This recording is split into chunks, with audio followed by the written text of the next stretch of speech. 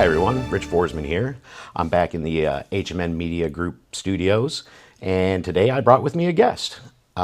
With me I have Asheleigh Forsburg. She's running for CV School Board, and she is in Hampden Township, and I wanted to give her a little time to talk about her platform. Well, thank you. It's great to have you, Asheleigh. Yeah. Thanks for being here. I guess we'll start off with something simple. What inspired you to run for school board? Yeah, so this is my second time running for school board, so I'm hopefully a testament to not give up. If you at first fail, just try again. So I actually was inspired in 2021 when my older daughter was heading into kindergarten, and there was a huge debate around masking or not masking kids. And my concern as a parent is I wanted the best educational opportunity for my daughter, and we know that in-person learning is the best experience for most kids. And if we took masks off the kids, the concern was that we would raise the risk of having the kids start doing virtual learning. And so I started attending school board meetings then just to advocate for keeping kids in school in person as much as possible safely. And so that kind of I was able to experience a school board meeting for the first time and see really the variety of individuals and mindsets that were coming to these meetings and speaking out. I mean, you were having conspiracy theories like Pfizer is paying for the Department of Education. You were having educated, common sense conversations saying, this is, as contagious as chickenpox. Let's keep the kids in school. If they have to wear masks to be in school, then let's do it. It's not ideal, but we want them in the classroom. And so that kind of just transpired and into me learning a little bit more about the school board and what their duties are, and then being asked if I would consider running. And so I ran in 2023 and came very close to earning a seat then, and within 490 votes. And then last spring, we were in national news at CV for canceling a middle school assembly on anti-bullying. And it was really a black eye on our school district and what being unwilling to consider other people's points of view and how that can be really detrimental. And so the public cried, was in opposition of that decision to cancel the assembly and showed up in 500 plus for an emergency school board meeting and said, this is not what we stand for.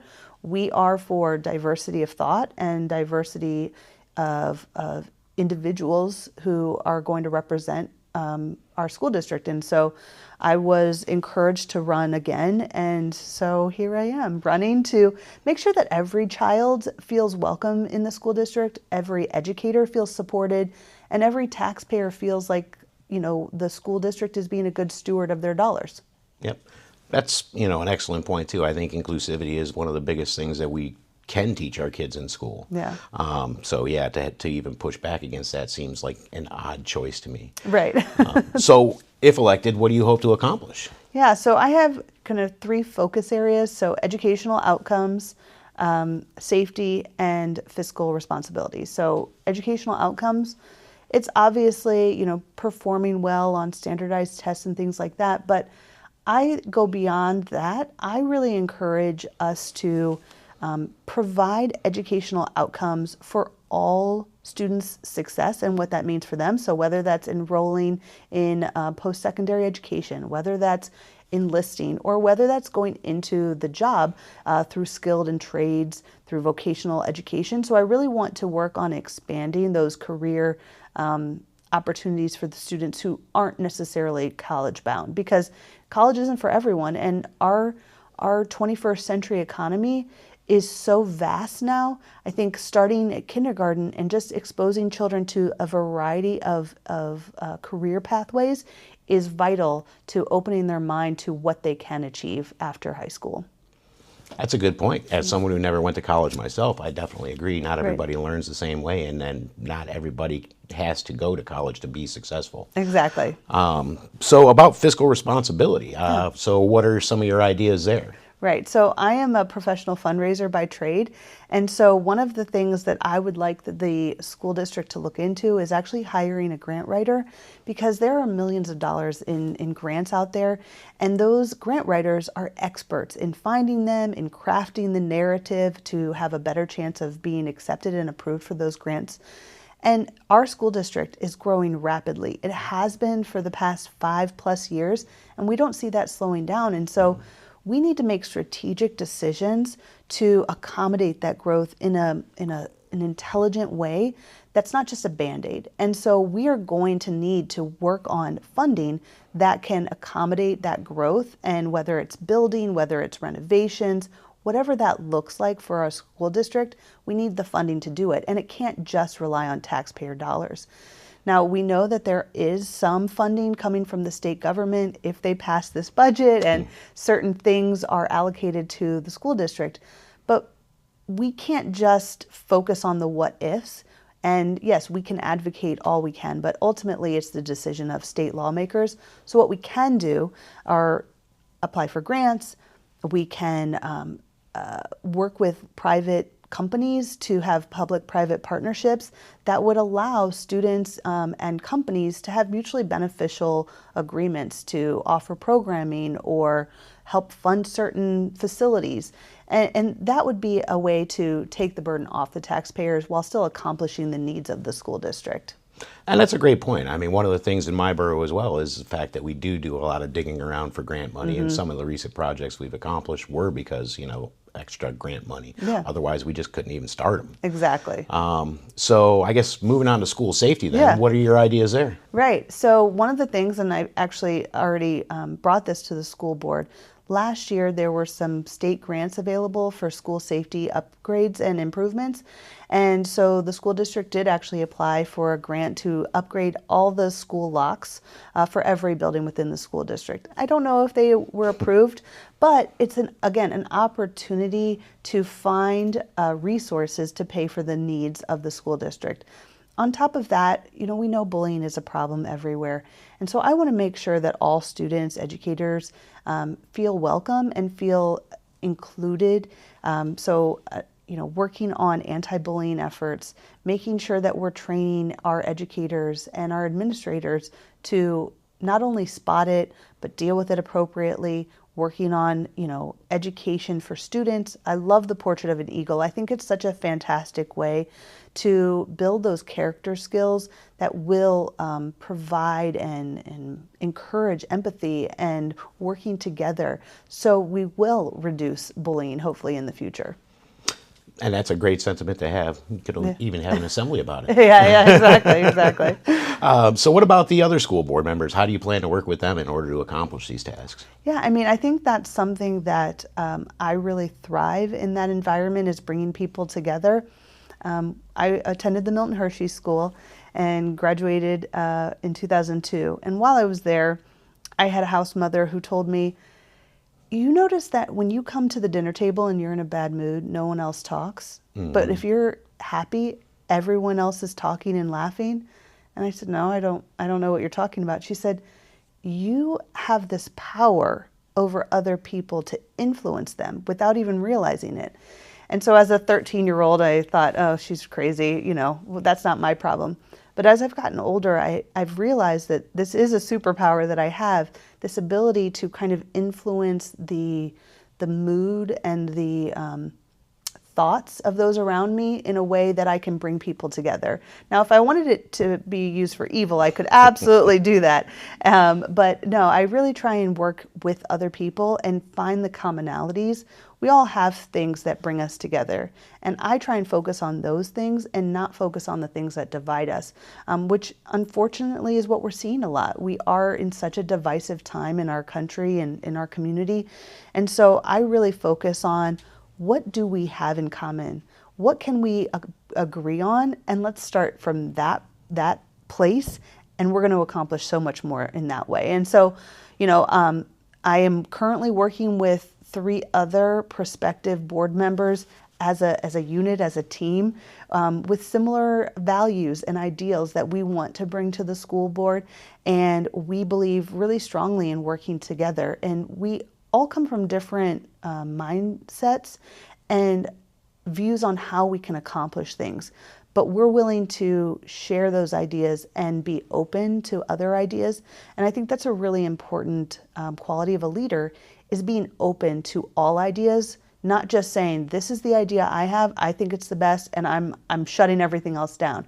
I think you lose a lot of perspective when you do that. And so that's really where I come from. I love to listen to ideas. And yeah, sure, I'll always have my own, but I'm not so full of ego that I believe my ideas are always the best. And so I really feel strongly in that when I earn my spot on the school board, I'll be able to bring all of our different views together to work toward a common mission. And I think that's important. I mean, collaboration and community is one of the big things that drives me too. In fact, I think I even said something similar last week where, you know, if you look for the commonalities between us, there's a lot more there than there is differences. Yeah, absolutely. So I guess, what about communication between the school board and the teachers and parents? I know it's been brought up as a concern in the past. Is that something that you have plans to improve? Yeah, I mean, I don't know, because I'm not on the school board yet, I don't know how all of those current kind of flows of communication occur. But I think it's definitely something that we should encourage and continue to find ways to have more dialogue. You know, we currently, at every school board meeting, individuals from the community can speak for 3 minutes. And that's wonderful. We want to hear their concerns, and individuals can reach out to school board members and administrators at any time. But I think that there is always opportunity to increase that level of communication. And again, I don't know what it looks like currently, so I can't speak on what it should be. But I am always open to hearing ideas and concerns. I actually was at an event and a woman asked me if I realized that when they came to back to school night, their children who were in special needs classrooms didn't have a chair in their homeroom. And I said, what do you mean? She said, well, you know, my child isn't always in the homeroom with their classmates. They oftentimes are in a different classroom, but this is designated as their homeroom. And we came to back to school night and there wasn't a desk for them with their name on it. And she said it just hurt, because then they don't feel included. Sure. And I said, I am so sorry, I never even realized that that was a situation. And so it was brought up to a current school board member. And I hope it's something that's addressed, because you never want a child or a family to feel excluded because their school day looks a little bit different than maybe my child. And so those are the types of communication that I'd love to continue to have with individuals. And whether I can make a change immediately or just bring it up to others who are the decision makers, I think that's really important. Another way, you know, I brought this up to our school board, superintendent, Dr. Blanchard. I asked him if there were any plans or opportunities for us to fundraise to make the playgrounds more accessible. And he asked me what I meant by that. And I said, well, at Hampden Elementary, if you're in a walker or wheelchair, you can't even get to the playground equipment because there's a border and there's mulch. So if you're in a wheelchair, you can't get through that border or even get through the mulch. And then if you get to the equipment, you can't use it because there's no ramps, there's nothing for someone in a walker or wheelchair to actually utilize on that playground. And I said, I would be happy to fundraise to try and renovate part of the playground to make it accessible for individuals who are in walkers or wheelchairs or any sort of disability. And so what he said is, no one has ever asked us that before. And he said, I don't know why, if maybe they thought the answer would be no immediately, but I'm going to have our principals do an accessibility audit. And that, I mean, I was so surprised and happy just to hear that he was open to saying, I'm going to look into it and see how is it accessible now and how can we do better. Because all of our administrators and our educators, they truly do love their jobs. They love the students they support, and they want to provide the best care and education for the students. And so even if the answer isn't immediate, we can still ask those questions and try and be open to concerns or criticisms from people without it being a negative thing. Sure, sure. And I think, it's funny you mentioned that because there were a number of conversations I had at the doors while I was canvassing for myself where we had concerns from some of the, our residents, but, instead of voicing them to council or just showing up at the borough hall and asking about it, they just kind of sat on it without coming forward. And I think, part of the problem is that a lot of our residents just don't know that, there are avenues for you to have these things addressed. Absolutely. And I mean, it's nice because I got to be a conduit for some of those people since they didn't take the time to ask themselves. But it's neat that way. Well, and I think that's what I hope to accomplish is for people to feel comfortable to come to me with those concerns, and be kind of an non-judgmental participant in the conversation. Right. We may not agree on the conversation, but I want to hear your concerns. I want to hear what's troubling you. And I try not to judge where you're coming from because I don't know where you're coming from necessarily. No, and it's a great point. I think, one of the things I've said publicly before is, as an elected representative, we're there to represent all of our, residents. It's not just the people who voted for us. Yeah. It's important to keep that in mind because, not all of our perspectives might mesh together, but we still need to hear each other out. Exactly. I think civility is important. Right. So I guess curriculum-wise, Yeah. how do you plan to balance the needs and concerns of parents with the expertise of the teachers and allowing them to have the freedom to choose their curriculum? Right. So I think this is a really tricky conversation because I understand parental rights and the concern for parents to be involved in their children's education. And I think that's vital. I read to my kids every day. I help them with their homework. My husband and I, my in-laws, we all are a part of our children's education because we understand that we have a vital role. I don't expect our teachers to teach my kids everything at an expert level. There's 20 plus, 30 plus kids in a classroom. They can't devote every second to my child. And so there is an expectation that I have of myself and of our family to be a part of the educational process.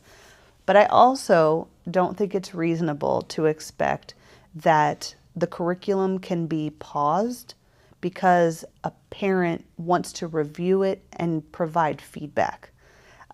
And that's some of the things that we've heard in the past is that they would like a 90-day review of the curriculum before it's implemented in the classroom. Logistically, I don't even know how that would be possible. The curriculum is available for public, review, but for me as someone who has never taught, does not have an education degree, I don't think it's reasonable that I would have any feedback that would be meaningful from an education perspective. Obviously, I may have my own views, for example, math homework. I don't really understand how they're teaching math right now. It's very different from the way I was taught math. And so we struggle sometimes with the philosophy of how to teach math at home. But I don't think that I'm necessarily the expert in what should be taught for that grade and for this subject. And so I think there is obviously transparency is important, which we do have. But I think parents and guardians need to be understanding of the fact that these administrators and educators are the experts in the field of curriculum. And so, yes, you should review it and you should be involved in what books they're bringing home from the library and what books they're reading in the classroom. But, at the end of the day, I think that we should leave the actual curriculum of what particular textbook or what math problems, we should leave those details to the educators who work really hard to do the best that they can in the classrooms. I think that's a great point to make, and something that's lost on a lot of people sometimes is everybody wants to pretend they're an expert and, and refuse to take the advice of experts in many cases when you look at some of our social issues and across the country. Right. And the fact of the matter is there's there's a reason they're experts. They've done the homework. They've done, they've sat in on the classes, and maybe we should defer to them on the issues that they're more knowledgeable than us. Yeah. And I mean, so the point is that we have that access now as parents. We can see what books are available in the school library. It's on our website. We can see the curriculum. It's available, again, on our website. You can attend school board meetings. You can file right-to-know requests if you have a specific question on a specific type of curriculum. But to halt the whole process of education because you'd like to review it before it could be rolled out, August 31st, I think that's just a little bit unreasonable to expect of a school district of 10,000 plus students. Yeah, I don't disagree. All right, so let's try something a little bit more fun. Name one thing that you think the school district is doing well, and in return, name one thing where you think it could be doing better. Yeah, I think what our school district does really well are the arts, music and arts programs. My older daughter, has participated in musicals in the elementary school through the Eagle Foundation summer camps. She's auditioning for Hampden Elementary, 101 Dalmatian Kids. There's just so much access to activities, and our school district does such a great job of that because we have such a diverse school district. So we need to kind of be open to all the different interests of our students. Something that we could be doing better, I think that we as a community can continue to improve how much we value education and are willing to stand up for our educators. We are the group of us who are kind of this team of candidates.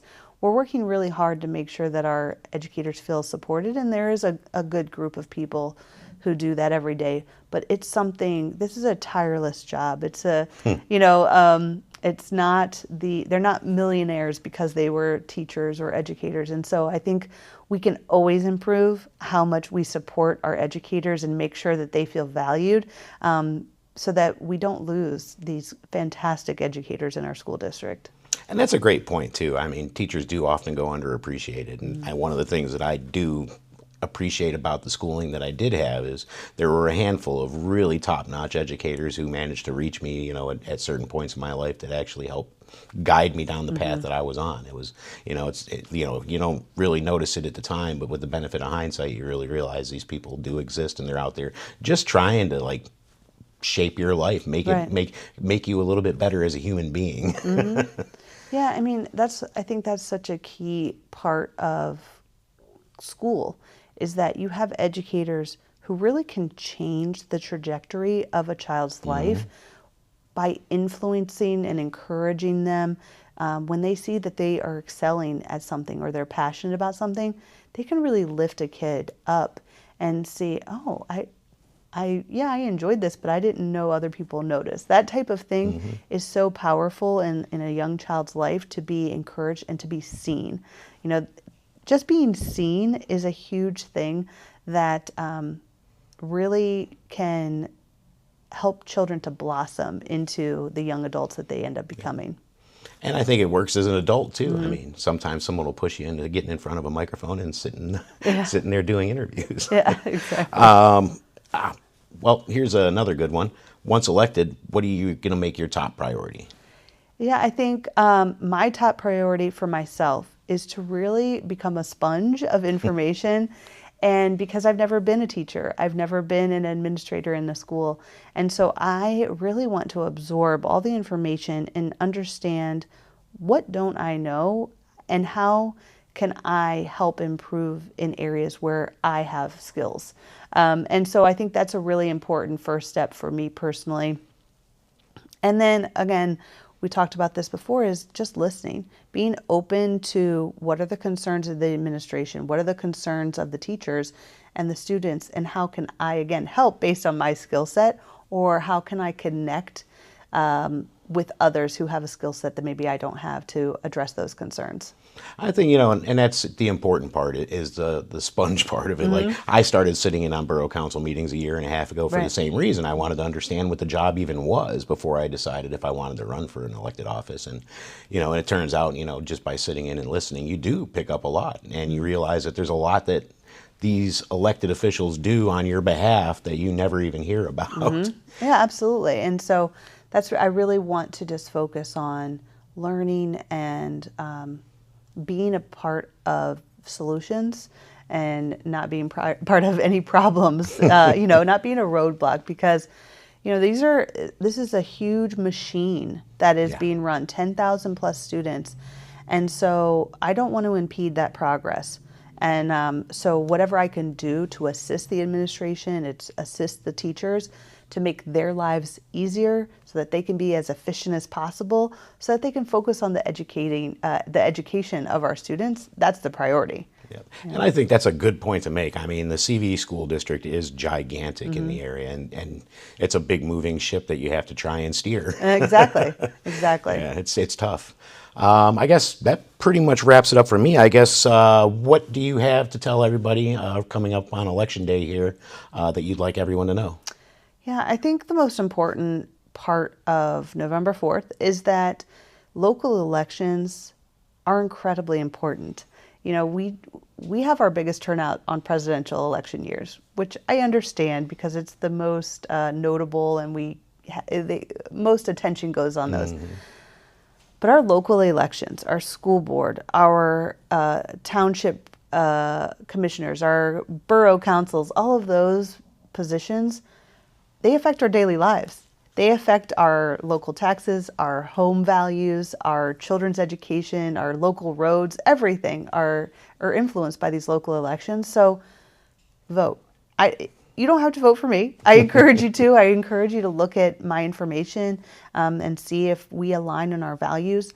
But really, it's just so important to get out there and let your voice be heard, because this is going to impact your daily life. And if you don't vote, you're taking away those choices from yourself on how your local tax dollars are being utilized. And that's a really important choice that we all have.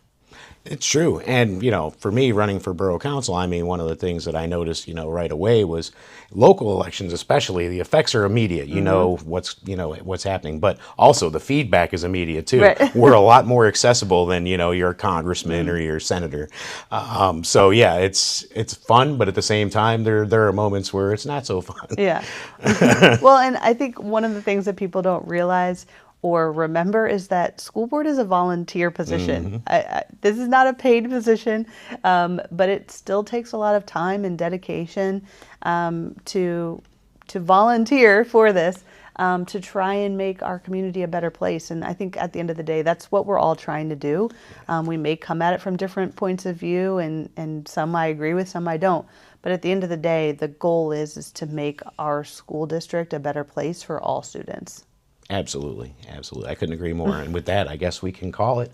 I do want to point out, Election Day is November 4th, and that we should be voting yes on retention for our justices in the Supreme Court, just in case any of the literature that's been coming out lately has got you. And my name's Rich Forsman. I'll see you next time.